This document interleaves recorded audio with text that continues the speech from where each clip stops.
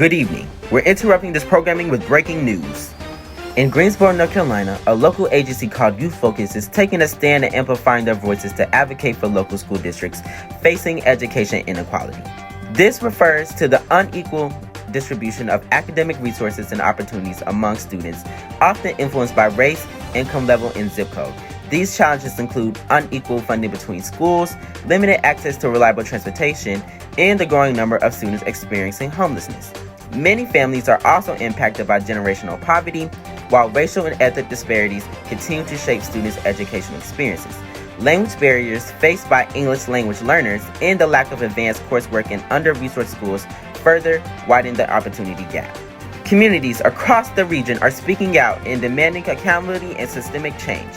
Youth Focus is leading the charge, shedding light on how underfunded schools are affecting students' futures and calling for equitable policies that leave no child behind. Now, we'll have a live report about funding disparities coming up from social worker Jared Jackson at the Youth Focus Press Conference, where young advocates are sharing personal testimonies, statistics, and bold action plans to hold local districts accountable. Stay with us for continuing coverage on this developing story. Thank you, Vance. Where a child lives often determines how they learn, and that should never be the case. Good afternoon, everyone. My name is Jared Jackson, and I'm a social work intern with the CIS of High Point, where I serve at 2 elementary schools. So I've seen firsthand how limited resources not only impacts a student's academic performance, but their motivation, their confidence, and overall well-being. In many states, including North Carolina, schools are funded primarily through local property taxes. So that means students in wealthier neighborhoods get better funding for their school. So they get updated classrooms, better notebooks, pen pads, laptops, computers, and sometimes even better support staff. Versus the ones that live in low-income communities are often left behind. According to EdBuild, school districts who serve mainly students of color receive $23 billion less in funding each year than those in predominantly white districts, despite serving the same number of students. This is not just a gap. This is a system that wants to keep inequality alive. Just in North Carolina, we rank 48th in the nation for how much we spend per student. Many schools in low-income areas don't have enough full-time counselors, nurses, or even basic learning materials. The landmark case of Leandro versus State of North Carolina found that our state isn't fulfilling its constitutional duty to give every child access to equal basic education. If we truly believe in equal education for all, then we must change how we fund public schools. That means moving away from a system based on zip codes and property taxes into a more fair and equal funding model. To address this issue, we could implement some more support groups within the school system, like the Public School Forum of North Carolina, or where I intern at, CIS of High Point. These types of support groups, they fight for fairness in education and help schools that don't have enough resources. 2, we can demand, not ask. We can demand for more school funding from the state, mainly for Title I schools that serve lower income communities.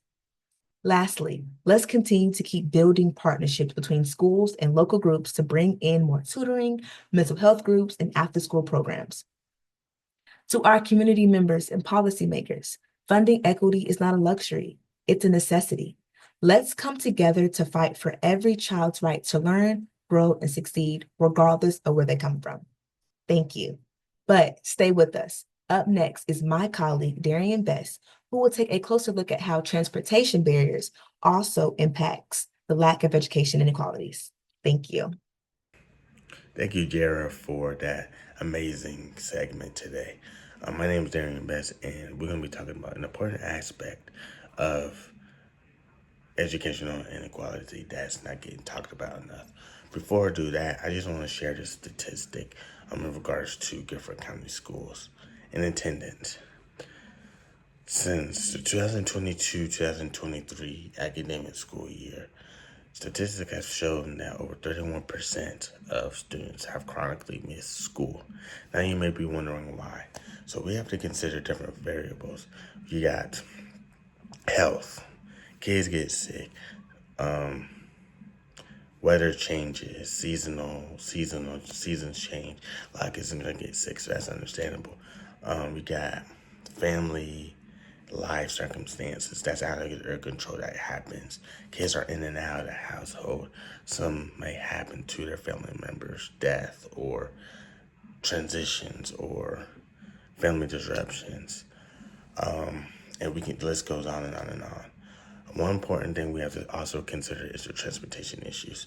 A lot of kids may be living in different districts or are in areas where transportation is not quite exactly accessible. In addition to that, you gotta look at the family dynamics that they got going on.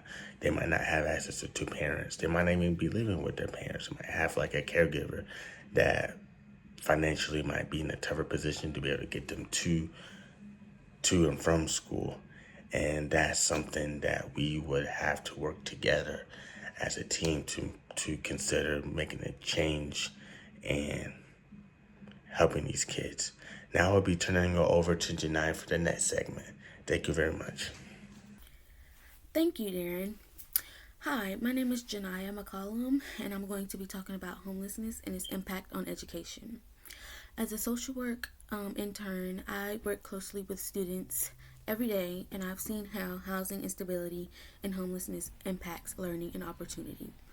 Public schools identified 1,374,537 students experiencing homelessness in the 2022-2023 school year, which was a 14% increase from the previous school year. About 1 in 30 children in the U.S. experience homelessness, according to the National Coalition of the Homeless.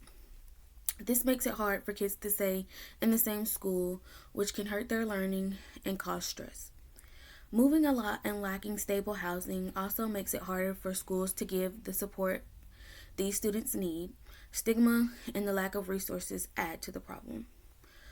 Homeless students face many challenges like money problems, trouble getting to school, switching schools often, and health issues. They may also have difficulty meeting school requirements, getting records, funding supplies and clothing, having a quiet place to study, or lacking internet access. There are programs like the McKinney-Vento Act that exist to ensure homeless children and youth have access to free, appropriate public education, including immediate enrollment and the right to attend their school of origin, regardless of residency. But they are often underfunded. So why should you care about this matter?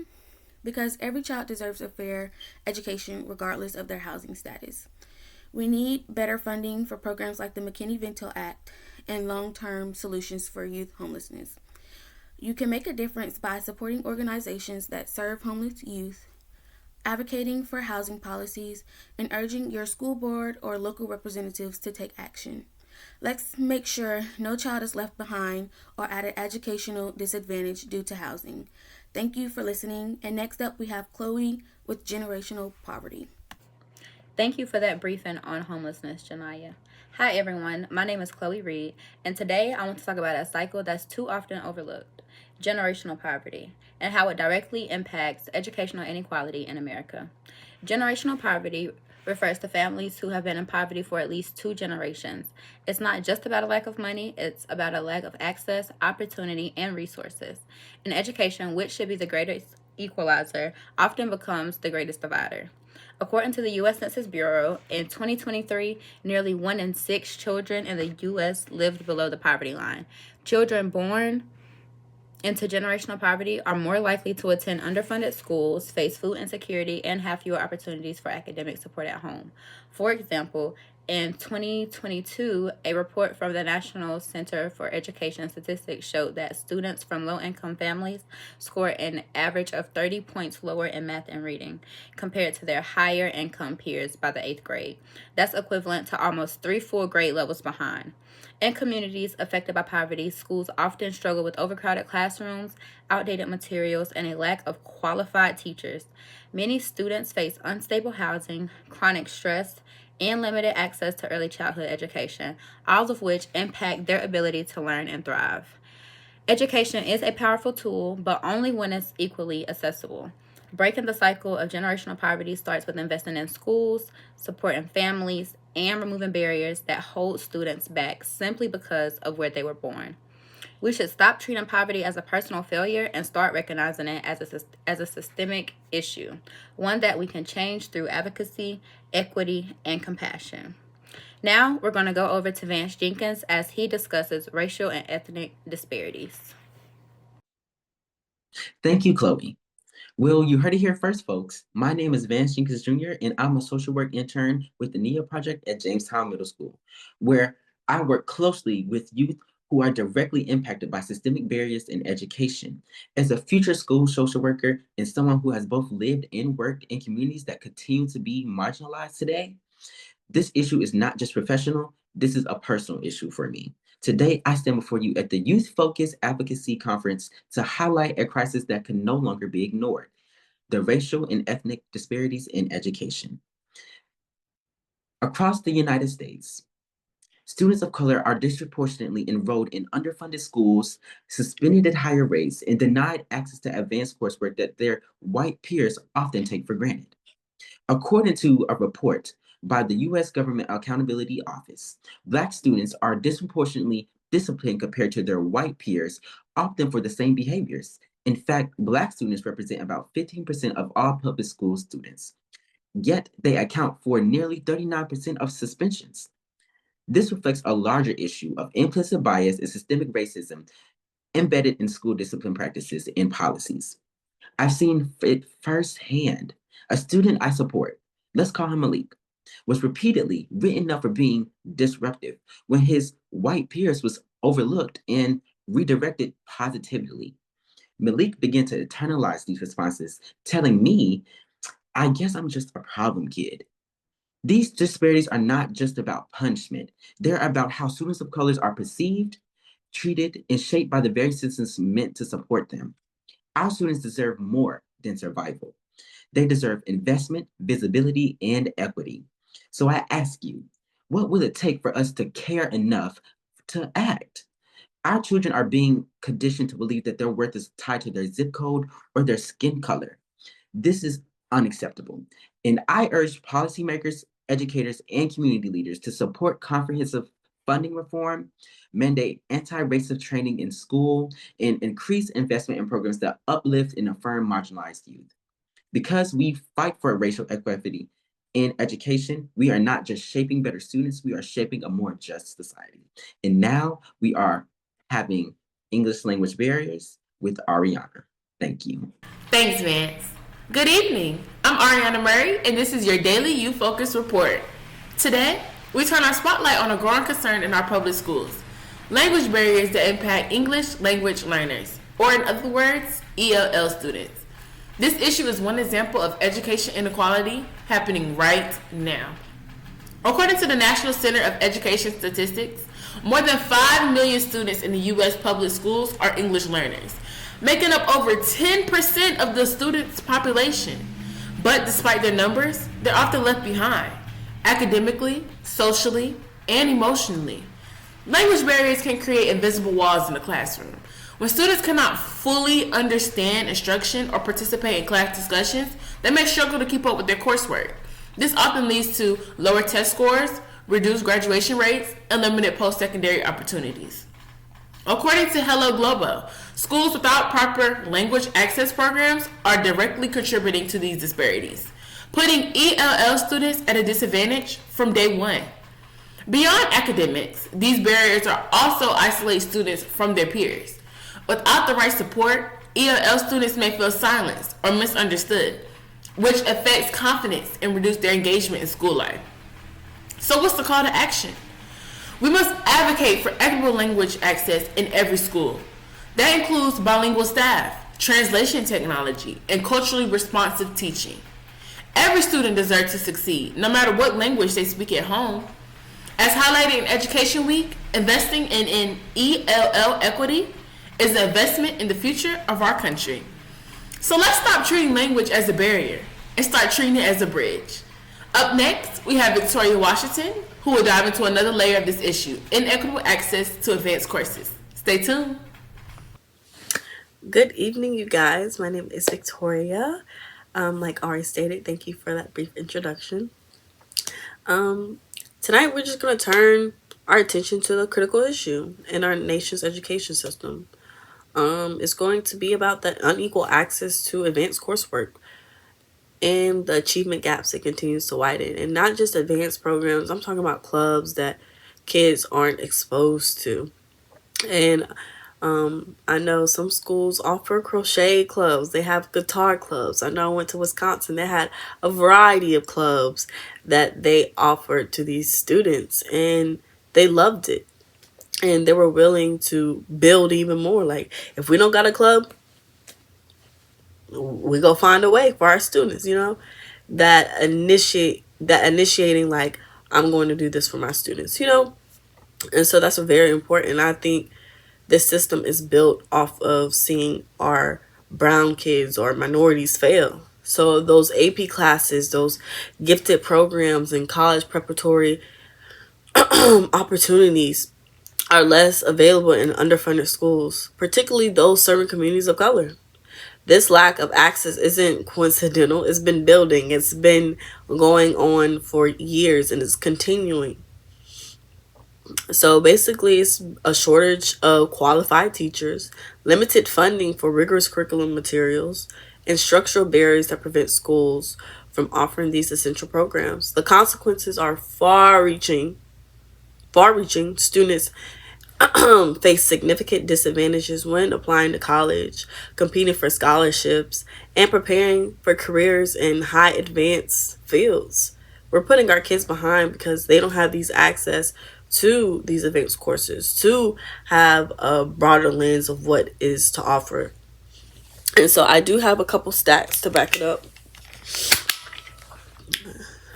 And not just me talking, the numbers speak volumes. So basically, Black students make up 50% of high schoolers nationwide, but only 9% of those are enrolled in at least advanced placement courses. And then further highlighting this disparity, course availability also varies drastically in schools with Black and Latino enrollment. Only 48 offer compared to 67% of schools with low minority population. And so that just goes to show that is a huge gap, and numbers don't lie. In summary, today's findings reveal multifaceted crisis in our education program. From funding disparities that leave some schools under-resourced to transportation issues that prevent students from even making it to class. Inequity shows up in countless ways, not just one, multiple that we see on a daily basis. So what are we going to do about it? We've learned the homelessness, as outlined by Janiyah, creates instability that makes learning nearly impossible.